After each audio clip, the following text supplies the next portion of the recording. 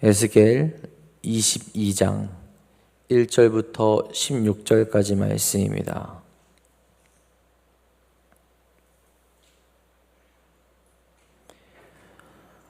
에스겔 22장 1절부터 16절 말씀, 오늘 우리에게 주신 하나님의 말씀 다 같이 한 목소리로 받들어 읽도록 하겠습니다. 또 여호와의 말씀이 내게 임하여 이르시되, 인자야, 내가 심판하려느냐? 이 피 흘린 성읍을 심판하려느냐? 그리하려거든 자기의 모든 가증한 일을 그들이 알게 하라. 너는 말하라. 주 여호와께서 이같이 말씀하셨느니라. 자기 가운데 피를 흘려 벌 받을 때가 이르게 하며 우상을 만들어 스스로 더럽히는 성아, 내가 흘린 피로 말미암아 죄가 있고 내가 만든 우상으로 말미암아 스스로 더럽혔으니 내 날이 가까웠고 내 연한이 찼도다. 그러므로 내가 너로 이방의 능욕을 받으며 만국의 조롱거리가 되게 하였노라. 너 이름이 더럽고 어지러움이 많은 자여, 가까운 자나 먼 자나 다 너를 조롱하리라. 이스라엘 모든 고관은 각기 권세대로 피를 흘리려고 내 가운데에 있었도다. 그들이 내 가운데에서 부모를 없인 여겼으며 내 가운데서 나그네를 학대하였으며 내 가운데서 고아와 과부를 해하였도다. 너는 나의 성물들을 없인 여겼으며 나의 안식일을 더럽혔으며 내 가운데 피를 흘리려고 이간을 붙이는 자도 있었으며 내 가운데 산 위에서 재물을 먹는 자도 있었으며 내 가운데 음행하는 자도 있었으며 내 가운데 자기 아버지의 하체를 드러내는 자도 있었으며 내 가운데 월경하는 부정한 여인과 관계하는 자도 있었으며 어떤 사람은 그 이웃의 아내와 가증한 일을 행하였으며 어떤 사람은 그의 며느리를 더럽혀 음행하였으며 내 가운데 어떤 사람은 그 자매 곧 아버지의 딸과 관계하였으며 내 가운데 피를 흘리려고 뇌물을 받는 자도 있었으며 내가 변돈과 이자를 받았으며 이익을 탐하여 이웃을 속여 빼앗았으며 나를 잊어버렸도다. 주 여호와의 말씀이니라. 내가 불의를 행하여 이익과 얻은 일과 내 가운데 피 흘린 일로 말미암아 내가 손뼉을 쳤나니 내가 내 보응하는 날에 내 마음이 견디겠느냐? 내 손이 힘이 있겠느냐? 나 여호와가 말하였으니 내가 이루리라. 내가 너를 문나라 가운데 흩으며 각 나라에 해치고 너의 더러운 것을 내 가운데서 멸하리라. 내가 자신 때문에 나라들의 목전에서 수치를 당하리니 내가 여호와인 줄 알리라 하셨다 하라. 아멘. 오늘도 우리와 함께 하시며 생명의 길로 인도하시는 하나님만을 바라보며 하나님을 따라가는 귀하고 복된 하루 되시기를 간절히 소망합니다.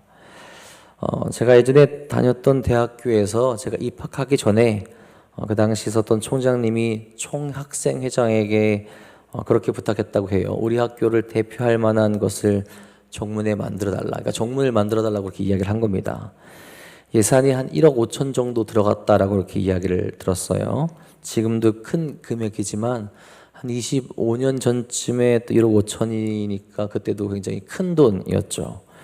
완성을 하고 이제 금액 이야기를 듣고 또 그걸 보여줬더니 진짜인지 모르겠지만 총장님이 이제 학생회장을 때렸다라는 이야기가 이제 전해지고 있습니다.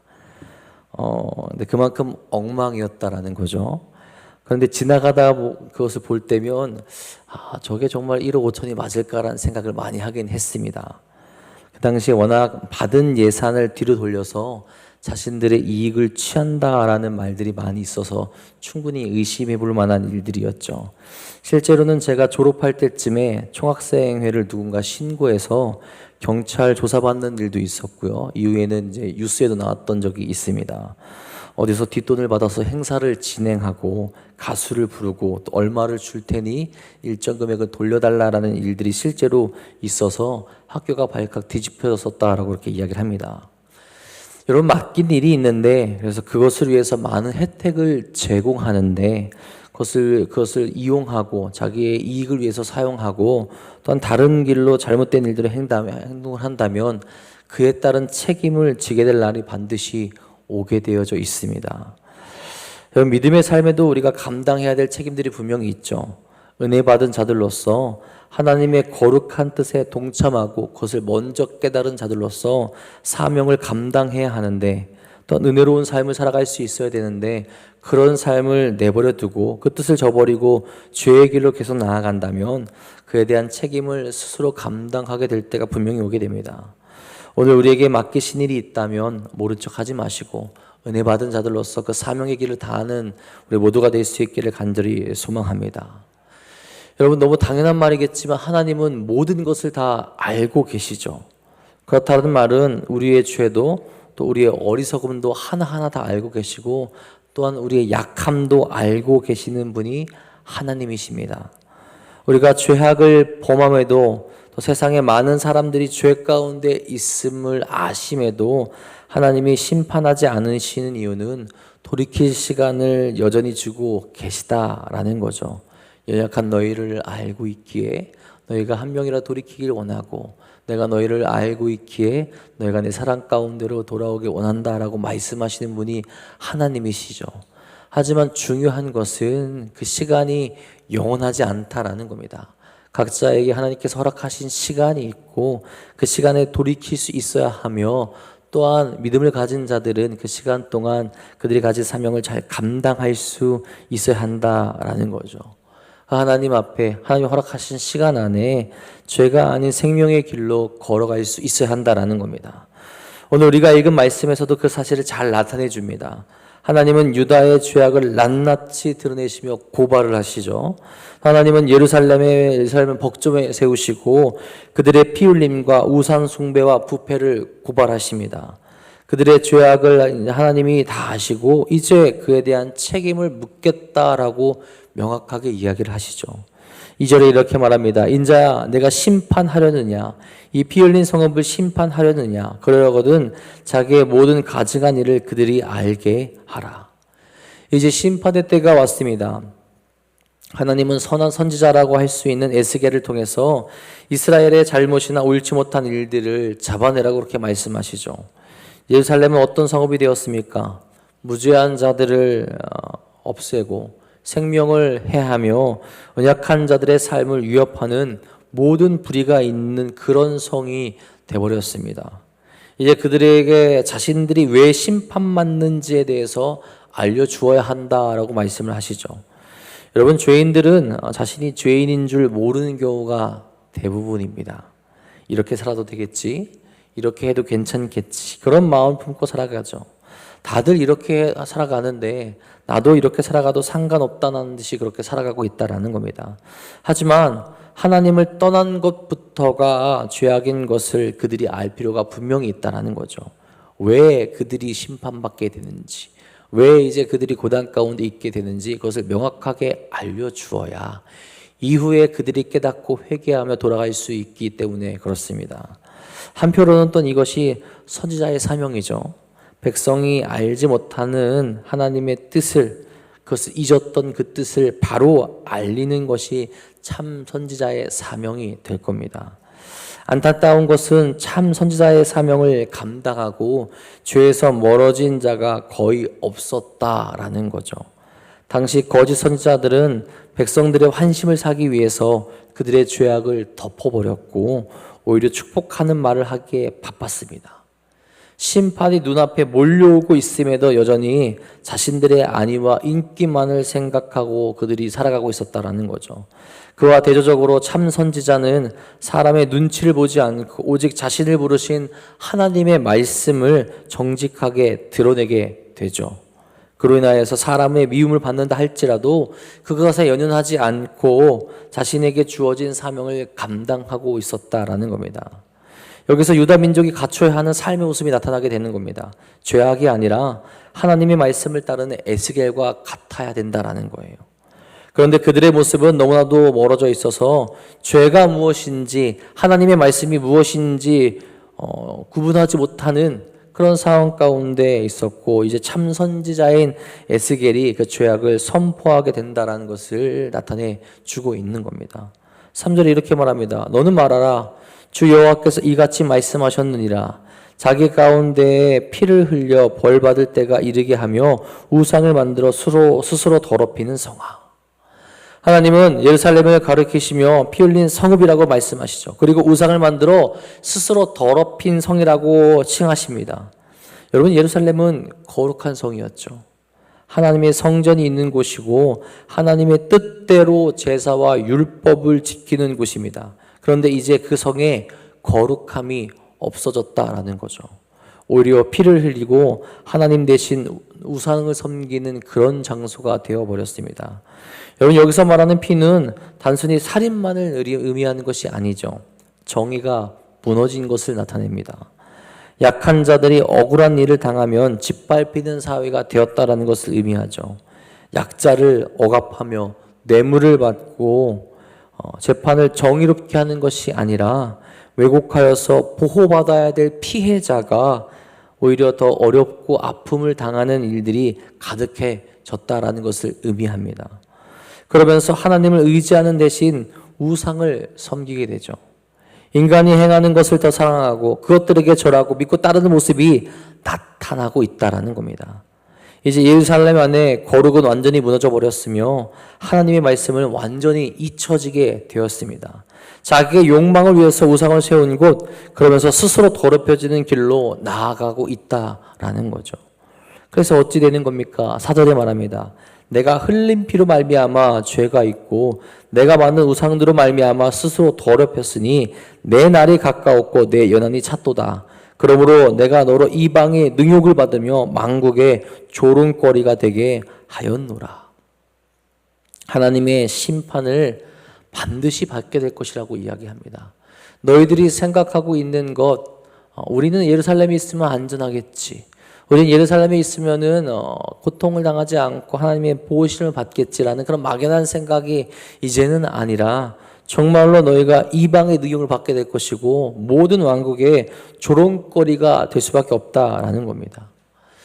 여러분, 우리의 삶에도 이러한 모습이 있지 않습니까? 나의 욕심을 위해서 누군가가 피를 흘리는 것을 방관하고 있지는 않습니까? 눈에 보이지 않지만 하나님보다 더 사랑하고 의지하는 것들이 우리의 삶을 지배하고 있지는 않습니까? 하나님께 고발당하며 책임을 묻는 것이 아니라 이제는 그런 모습이 있다면 내려놓고 칭찬받고 하나님께서 인정하시는 삶으로 나아갈 수 있어야 된다는 거죠. 그것을 위해서 오늘도 우리에게 그렇게 경고하고 말씀하고 계신 겁니다. 여러분, 이런 모습이 지속되어지니 무엇이냐? 하나님과의 관계가 무너진 것들이 나타나게 됩니다. 고관들이 자신들의 욕심을 위해서 부모와 이웃과의 관계를 무너뜨리죠. 6절 7절에 말합니다. 이스라엘 모든 고관은 각기 권세대로 피를 흘리려고 내 가운데에 있었도다. 그들이 내 가운데에서 부모를 업신여겼으며 내 가운데에서 나그네를 학대하였으며 내 가운데에서 고아와 과부를 해하였도다. 고관들이 피를 흘리며 부모님을 멸시합니다. 또한 나그네를 압제하며 고아와 과부를 학대하죠. 하나님의 말씀, 하나님의 뜻에서 정반대되는 행동들, 그 모습을 보여주게 됩니다. 약자들을 돌보라고 말씀하셨고 부모의 말씀에 순종하라고 했으며 고아와 과부와 나그네를 돌보라고 그렇게 말씀을 하셨습니다. 그런데 그것을 잊어버리고 강자들을 두려워하며 권력 앞에서는 자신을 낮추지만 약자들 앞에서는 그들을 아프게 하고 힘들게 하고 고통스럽게 하는 모습을 보였다라는 거죠. 이 무너진 관계, 그것은 다른 것이 아니라 하나님과의 관계가 무너졌기 때문이라는 거예요. 8절에 이렇게 이야기하죠. 너는 나의 성물들을 업신여겼으며 나의 안식일을 더럽혔으며. 하나님과의 관계가 무너져 있습니다. 제사와 예배, 제사 모든 것이 다 무너져 버렸고 하나님을 경외하지도 두려워하지도 않는 자들이 가득하다라는 거예요. 그러니 어떠합니까? 9절부터 12절까지의 내용처럼 성 안에 음행과 간음, 뇌물과 착취가 가득합니다. 하나님이 살아계시고 하나님이 어떤 분이신지 알고 있다면 절대로 하지 못할 일들을 그들이 행하고 있다라는 거예요. 완전히 그 관계가 무너져 있기 때문에 그들의 삶에서 이루어져야 되고 제대로 갖추어져야 될 관계마저도 다 끊어지고 없어져 버렸다라는 겁니다. 여러분, 하나님을 떠났기 때문에 모든 것이 무너집니다. 사람과의 관계도, 사회의 정의도, 삶의 모습도 무너진다라는 거예요. 여러분, 우리의 삶에서도 하나님을 떠나서는 안 된다라는 겁니다. 잘 될 것이라 생각하지만 그 순간 모든 것이 무너지는 순간이 될 것이라는 거죠. 하나님을 떠난 그 순간부터 교회라 할지라도 세상의 욕망을 따라간다면 그것은 무너지게 되어져 있습니다. 그렇게 우리는 정신을 차리고 하나님의 뜻을 계속 바라볼 수 있어야 한다는 거예요. 여러분, 그들이 그런 상태이기에 하나님이 무엇을 말씀하십니까? 13절에 말씀하시죠. 내가 불의를 행하여 이익과 얻은 일과 내 가운데에 피 흘린 일로 말미암아 내가 손뼉을 쳤나니. 여러분, 손뼉을 쳤다는 표현은 분노를 표현하는 모습입니다. 하나님의 분노가 폭발할 정도로 이르렀다라는 거죠. 하나님의 하나님께서는 공의의 하나님이시기에 죄를 덮어두지 않으시겠다라는 거예요. 그들을 심판하시겠다라는 거죠. 그래서 15절 16절에 말씀합니다. 내가 너를 문나라 가운데 흩으며 각 나라에 해치고 너의 더러운 곳을 내 가운데서 멸하리라. 내가 자신 때문에 나라들의 목전에서 수치를 당하리니 내가 여호와인 줄 알리라 하셨다 하라. 너희가 무시하던 내가 누군지 알게 하겠다라는 거죠. 단순히 화가 나셔서가 아니라 이제는 언약대로 이행하시겠다라는 겁니다. 공의의 하나님께서 언약대로 책임을 그들에게 지게 하시겠다라는 거예요. 이만큼 참았으니, 그들의 때가 연한이 찼으니, 그들에게 주어진 기회가 이제 다 끝이 났으니 그만큼 그에 합당한 책임을 묻겠다 하시는 거죠. 하나님의 택함받은 백성이었는데, 그리고 그만큼 기다려주고 계셨는데 돌이키지 않고 잊어버리고 있으니 또한 여전히 가증한 죄악 가운데 있는 그들을 그대로 두지 않으시겠다라는 거죠. 그들을 여러 나라 중에 흩으심은 심판을 받게 하실 것이고 수치를 당하게 하시겠다라는 거죠. 여러분, 이 말씀이 우리에게 두렵고 불편하게 들릴 수 있겠지만 이것은 우리를 살리는 하나님의 말씀이 됩니다. 여러분, 그들에게서 그렇게 경고하시는 이유가 무엇입니까? 하나님께서는 심판을 말씀하시기도 했지만 회복도 약속하시죠. 너희의 죄로 인하여서 심판받을 것이니 너희가 이 고통의 시간을 지나고 나서 너희가 다시 나의 백성이 되겠다라는 것을 그들로 하여금 계속 깨닫게 하시기 위한 거죠. 그들이 실제로 그렇게 포로로 끌려가게 되었을 때 그 자신들의 죄를 뉘우치게 되고 하나님께 부르짖으며 하나님을 기다리게 됩니다. 여러분, 우리에게도 마찬가지죠. 죄로 돌이켜 생명으로 나갈 수 있도록 우리가 그 말씀 붙잡을 수 있도록 이 말씀을 계속 우리에게 하시는 거죠. 죄를 드러내고 깨달아 회개할 수 있도록 그 길을 또 기회를 주신다라는 겁니다. 여러분, 혹 오늘 자신의 죄를 발견하게 되셨습니까? 그렇다면 그 즉시 회개하고 돌이키시기 바랍니다. 오늘 우리가 다해야 할 책임을 져버리고 우리 삶 속에 피 흘림과 우상이 있다면 하나님 앞에 내어놓고 돌이키실 수 있기를 간절히 소망합니다. 그럴 때 무너진 관계가 회복될 것이고 하나님이 다시 우리를 인도하여 주실 겁니다. 여전히 우리에게 말씀하시고 우리로 하여금 하나님의 자녀가 되기 원하셔서 끝까지 포기하지 않으시는 하나님을 바라보며 오늘도 우리가 은혜의 길로 승리의 길로 나갈 수 있길 소망합니다. 그래서 우리의 삶 가운데 죄악된 모습이 아니라 하나님께서 기뻐하시는 그 모습이 가득 넘쳐나는 오늘 하루 살아가시는 사랑하는 혼돈교회 성도인들 되시기를 주님의 이름으로 간절히 축복하고 축원합니다. 기도하겠습니다. 하나님, 오늘도 우리가 그 거룩한 길로 달려나갈 수 있기를 간절히 소망합니다. 두렵고 우리를 불편하게 하는 일들이 있을 수 있지만 그것에 넘어지지 않게 우리의 삶을 주관하여 주시고 우리와 함께 해주셔서 하나님의 말씀을 꼭 붙들고 나아갈 수 있는 사랑하는 일 될 수 있도록 역사하여 주시옵소서. 우리를 유혹하는 일들이 오늘도 우리에게 임하겠지만 오늘도 우리를 넘어뜨리려 다가오겠지만 그것에 넘어가지 아니하고 죄악으로부터 멀어져 하나님의 거룩하고 신실한 백성들이 될 수 있도록 역사하여 주옵소서. 우리의 힘만으로 할 수 없습니다. 말씀을 바라보며 기도하며 우리가 바로 설 수 있도록 인도하여 주시며 그로 인하여서 우리뿐만 아니라 하나님을 알지 못한 이들에게까지 주의 사랑과 은혜를 전할 수 있는 삶을 살아갈 수 있도록 채워 주옵소서.